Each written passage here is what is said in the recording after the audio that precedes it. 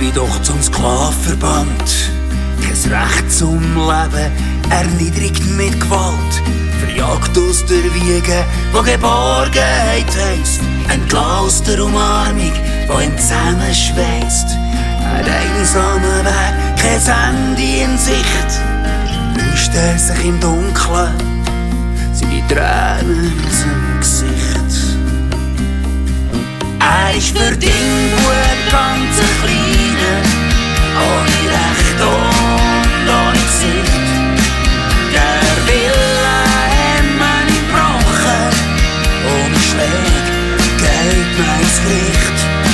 So wie es in alten Zeiten, und es glaubt, wird selig sein. Es geht noch heute ganz genau so, mit Leuten, die man behalten kann.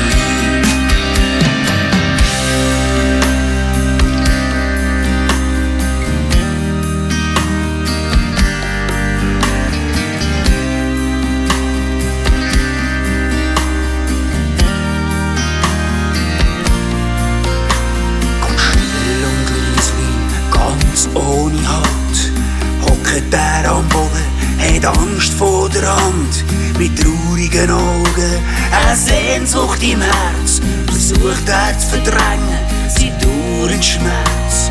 Allein im Elend, keine Liebe, die ihn wärmt, hofft er voll Vertrauen, dass es irgendwann ist.